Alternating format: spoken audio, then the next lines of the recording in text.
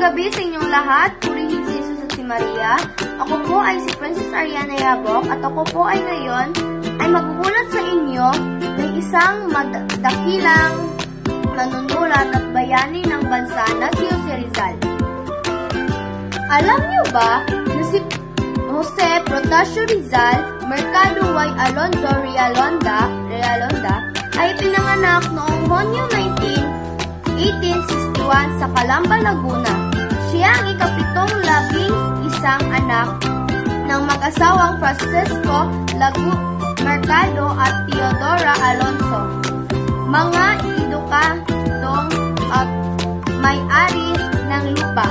Bata pa lang ay napakitaan na si Rizal ng natatanging talino at hilig sa pag-aaral. Nag-aral siya sa Ateneo Municipal del Manila at nagtapos ng mataas na karangalan bago tumungo sa Europa para ipagpatuloy ang kanyang pag-aaral sa medisina sa Madrid, Paris at Heidelberg.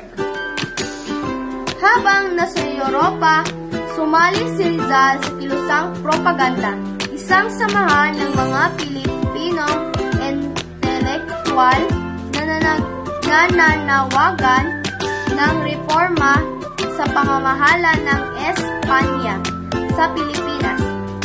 Dito niya isinulat ang mga kilalang nobela na Noli Me Tangere at El Filibusterismo sa tumuliksa sa pang-aabuso at katiwalian ng mga Espanyol at simbahang Katoliko sa Pilipinas. Dahil dito, naging inspirasyon siya ng mga Pilipinong naghahangad ng kalayaan.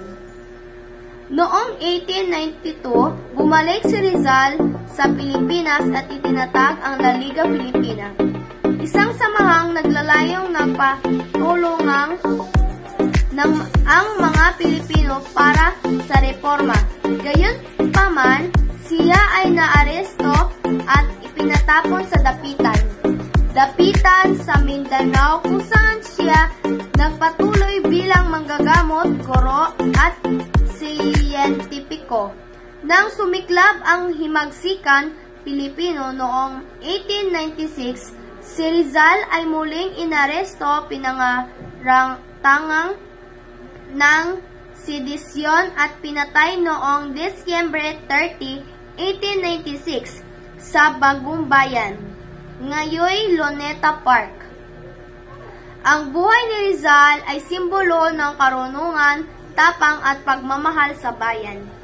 Ang kanyang mga gawa at sakripisyo ang nagbigay daan para sa kalayaan ng Pilipinas mula sa kolonyal ng pamahala ng Espanya. Hanggang ngayon, siya ay ikinikilala bilang pambansang bayani ng Pilipinas na ang mga adhikain para sa edukasyon, reforma at karunungan ay patuloy na nagbibigay inspirasyon ng mga Pilipino.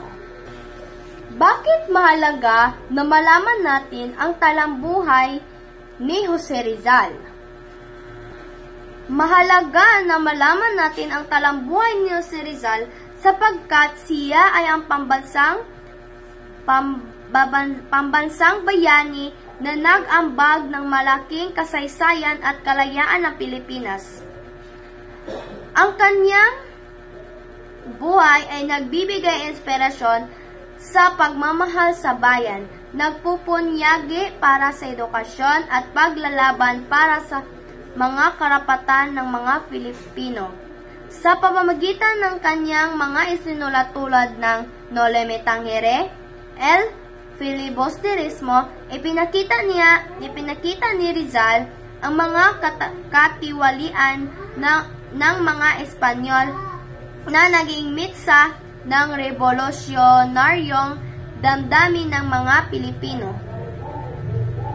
Ang kanyang sakripisyo, lalo na ang kanyang pagkamatay, ay nag-iwan ng malalim na bakas sa kasaysayan ng bansa at patuloy na nagbibigay ng aral sa mga kabataan. Sa pag-aaral ng kanyang talambuhay, natututo tayo hindi lamang ng mga aral mula sa nakaraan, kundi natutulungan din tayong maging mas mabuti mamamayan na may malasakit sa kapwa at sa bayan. At iyon lang po, at maraming salamat po, at hanggang sa muli.